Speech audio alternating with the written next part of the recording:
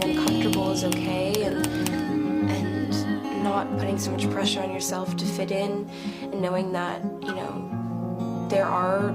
there is somewhere that you will feel a part of the conversation and it will feel natural. And what I know to be true so far is that authenticity really is everything, and just not to compromise on what you feel to be right for yourself and your soul. A lot of the times, I really don't know what to say, especially when I'm going through a season of change and changing every single aspect in my life.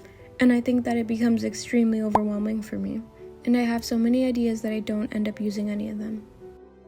I kind of put God on the back burner for a little bit until I hit a low point in my life and I realized that I needed Him again and that I never stopped needing Him. But I think that sometimes we have to go through situations and He puts us in places in order to just connect with Him. I don't think suffering and sadness are bad things. I think that they help invoke determination and persistence in someone. And I also want to remind everyone that Jesus is a suffering God and that He suffered and cried with Mary in them. He went through horrible things so that we could be here and we get to spend eternal life with Him. So I just want to remind everyone and myself that even though so many things become temporary and so many constants that you thought would never leave your life or people, God is always there for you. So I think this video is for anyone that feels like maybe all the changes in their life is just too much for them, and they don't know how to lean on someone else without losing their independence, or they believe that they can't go to God because then they'll be a burden. Okay, so I wanted to talk about feeling like a burden and how we can surpass that when it comes to communication with God and being open in our relationship with Him. I'm about to go to the pool, so that's why I have on this cool little get up, and then my Bible's right here. Here's my Bible. I'm not gonna give you a sing-songy answer or a 24-hour transformation in Christianity answer, because I know a lot of people do that. So being able to communicate with God and not feeling like, hey, am I bothering Him? Why would He want to talk to me? It takes a while, I'm not gonna lie. It's a whole process too, and continuously working on that to get better. But I think once we stop thinking about it like a human to human interaction, then it changes. Because with other humans, there is boundaries. There's some things you just don't say to other people. You just don't do that because you have boundaries within relationships. But there are no boundaries with God in the way that you can come to Him and tell Him anything because He already knows. You know what I mean? So He already knows, but He wants you to communicate because that's how a relationship works. But we keep thinking about it like, hey, we're bothering Him. He has other stuff to do. But He's literally here for you. Guys, we keep thinking about it as if it's transactional.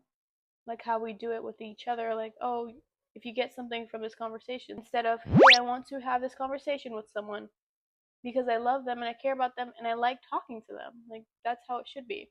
So I want to open up to 1 Peter 3:12, which says, "For the eyes of the Lord are on the righteous," meaning God is looking at us, He's looking to us, He cares for us, He's invested in us, and His ears are attentive to their prayer. So when you're talking to God, He isn't here this girl goes again.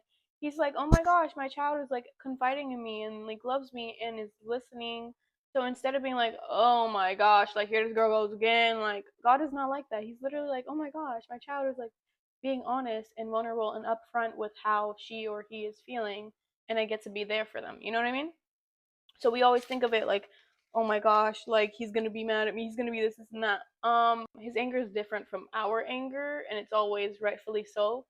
And either way, it's better to be honest and get the real response than to withhold things and then get a fake response, and then you're like, wait, this isn't working out in my life, but I wonder why. If we just become upfront and honest, it's easier to not feel like a burden. And if we just continue to up our relationship with God, meaning read His word, talk to Him throughout the day, not only when you have a struggle or something, but just to talk, just building that relationship and bond. And I have other videos on that if you guys want to go check those out. You're not worthless, you're not too much, you're never a burden to God.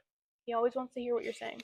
You're not going to be able to do in the same way you have to work on anything else, you have to work on that muscle of discernment and just knowing when God is talking to you, like saying something to you, because it's in the same way of like, you're not going to do a backflip on the first try. Like, you have to stretch a little bit, learn the fundamentals, maybe do a back handspring first, start with a bridge, and then you work your way up.